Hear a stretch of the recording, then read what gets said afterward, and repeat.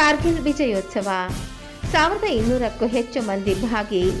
ಹುತಾತ್ಮ ಯೋಧರಿಗೆ ಗೌರವ ನಮನ ಸಲ್ಲಿಸಿದ ಭವ್ಯ ಕಾರ್ಗಿಲ್ ರನ್. ಕಾರ್ಗಿಲ್ ವಿಜಯೋತ್ಸವದ 27ನೇ ವರ್ಷದ ಸ್ಮರಣಾರ್ಥ ಅಖಿಲ ಕರ್ನಾಟಕ ಮಾಜಿ ಸೈನಿಕರ ಫೌಂಡೇಶನ್ ಹಾಗೂ ಪ್ರಿಯಾಕೃಷ್ಣ ಫೌಂಡೇಶನ್ ಸಂಯುಕ್ತ ಆಶ್ರಯದಲ್ಲಿ ವಿಜಯನಗರದ BGS ಮೈದಾನದಲ್ಲಿ ಆಯೋಜಿಸಿದ್ದ ಕಾರ್ಗಿಲ್ ರನ್ 2026 5 ಕಿಲೋಮೀಟರ್ ಮ್ಯಾರಥಾನ್ ಮತ್ತು ವಾಕಥಾನ್ ದೇಶಭಕ್ತಿ, ಶಿಸ್ತು ಹಾಗೂ ರಾಷ್ಟ್ರೀಯ ಏಕತೆಯ ಸಂಕೇತವಾಗಿ ಅತ್ಯಂತ ಯಶಸ್ವಿಯಾಗಿ ನಡೆಯಿತು.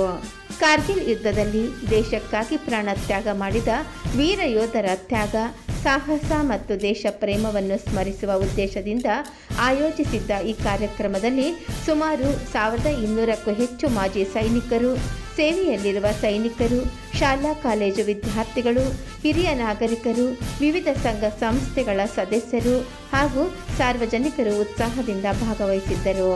ಕಾರ್ಗಿಲ್ ಯುದ್ಧದ ಹುತಾತ್ಮ ಯೋಧ ಶಿವಬಸಯ್ಯ ಅವರ ಧರ್ಮಪತ್ನಿ ಶ್ರೀಮತಿ ನಿರ್ಮಲಾ ಕುಲಕರ್ಣಿ ಹಾಗೂ ಕೊಪ್ಪಳದ ಶ್ರೀಮತಿ ಸರೋಜಾ ಮಲ್ಲಯ್ಯ ಮೇಕಲಮಠ ಅವರು ರಾಷ್ಟ್ರಧ್ವಜ ಪ್ರದರ್ಶಿಸುವ ಮೂಲಕ ಮ್ಯಾರಥಾನ್ಗೆ ಚಾಲನೆ ನೀಡಿದರು. ಮ್ಯಾರಥಾನ್ ವಿಜಯನಗರದ BGS ಮೈದಾನದಿಂದ ಆರಂಭವಾಗಿ ಗೋವಿಂದರಾಜನಗರ ಅತ್ತಿಗುಪ್ಪೆ ವೃತ್ತದವರೆಗೆ ಸುಮಾರು 5 ಕಿಲೋಮೀಟರ್ ಸಂಚರಿಸಿ ಪುನಃ BGS ಮೈದಾನಕ್ಕೆ ತಲುಪಿತು. ಮಾರ್ಗದುದ್ದಕ್ಕೂ ಭಾಗವಹಿಸಿದ್ದವರು ದೇಶಭಕ್ತಿ ಘೋಷಣೆಗಳನ್ನು ಕೂಗಿ ಕಾರ್ಗಿಲ್ ವೀರ ಯೋಧರಿಗೆ ಗೌರವ ನಮನ ಸಲ್ಲಿಸಿದರು.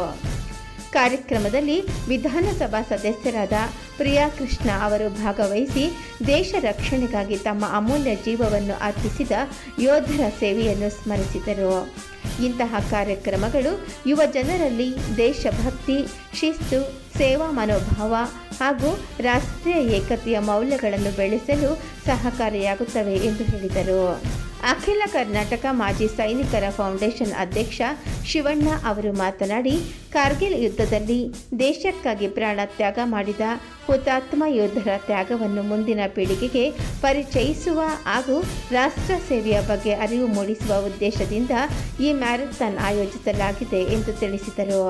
ಕಾರ್ಯಕ್ರಮದಲ್ಲಿ ಫೌಂಡೇಶನ್ ಕಾರ್ಯದರ್ಶಿ ಉಮಾಶಂಕರ್, ಉತ್ತಪ್ಪ, ನಾಗರಾಜ್, ಕೃಷ್ಣಕುಮಾರ್, ನಾರಾಯಣ್ ಸೇರಿದಂತೆ ಮಾಜಿ ಸೈನಿಕರು, ಗಣ್ಯರು ಹಾಗೂ ವಿವಿಧ ಸಂಘಟನೆಗಳ ಪ್ರತಿನಿಧಿಗಳು ಉಪಸ್ಥಿತರಿದ್ದರು.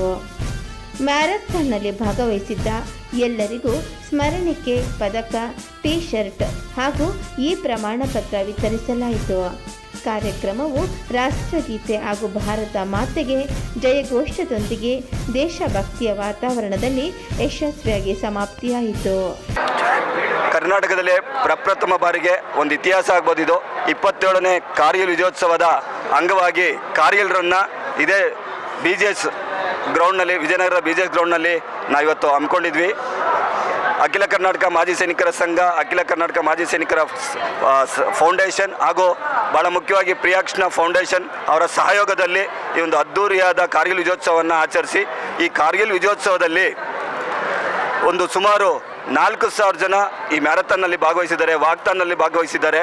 ಇವತ್ತು ಈ ಒಂದು ಹುತಾತ್ಮ ಕಾರ್ಗಿಲ್ನಲ್ಲಿ ಹುತಾತ್ಮವಾದ ಯೋಧರಿಗೆ ಒಂದು ಗೌರವ ನಮನ ಸಲ್ಲಿಸಿದ್ದಕ್ಕೆ ಒಂದು ಅರ್ಥ ಇವತ್ತು ಬಂದಿದೆ ಅಂತ ಅನಿಸುತ್ತೆ. ಯಾಕೆಂದರೆ ಇವತ್ತು ಸುಮಾರು 4000 ಜನ ಮ್ಯಾರಥಾನ್ನಲ್ಲಿ ಹಾಗೂ ವಾಕ್ಥಾನ್ನಲ್ಲಿ ಭಾಗವಹಿಸಿದ್ದಾರೆ.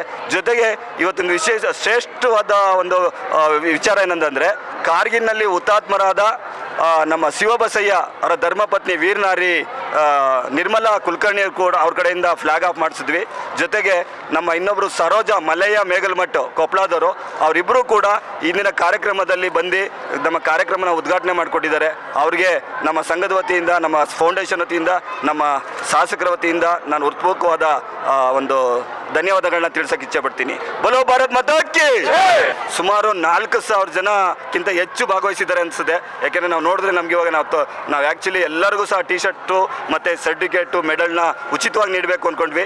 ಆದರೂ ಕೂಡ ಹೆಚ್ಚಿನ ಸಂಖ್ಯೆ ನಾವು ಯೋಚನೆ ಮಾಡಿರಲಿಲ್ಲ. ನಿರೀಕ್ಷೆಯಲ್ಲಿ ನಮ್ಮ ಇದ್ದಿದ್ದು 1500ದಿಂದ 2000 ಅಂದ್ಕೊಂಡು, ಇದು ನೋಡಿದ್ರೆ ಡಬಲ್ ಆಗಿ ಇವತ್ತಿನ ಗೌರವ ನಮನ ಸಲ್ಲಿಸೋದಕ್ಕೆ ಎಲ್ಲ ಸಾರ್ವಜನಿಕರು, ಎಲ್ಲ ದೇಶ ಪ್ರೇಮಿಗಳು ಉತ್ಸುಕವಾಗಿ ಬಂದಿದ್ದಾರೆ. ಅವರೆಲ್ಲರಿಗೂ ಪ್ರತಿಯೊಬ್ಬರಿಗೂ ಸಹ ಟೀ ಶರ್ಟನ್ನ ನಾವು ಪ್ರೊವೈಡ್ ಮಾಡ್ತೀವಿ ಅಂತ ಹೇಳಕ್ಕೆ ಹೇಳಕ್ಕೆ ಇಚ್ಛೆ ಪಡ್ತೀನಿ. ಎಲ್ರಿಗೂ ಸಹ ಈ ಕಾರ್ಗಿಲ್ ದಿವಸದಲ್ಲಿ ಒಂದು ಹಬ್ಬದ ವಾತಾವರಣ, ಎಲ್ಲರಿಗೂ ಸಹ ಉಪಹಾರ ವ್ಯವಸ್ಥೆ ಮಾಡಲಾಗಿದೆ.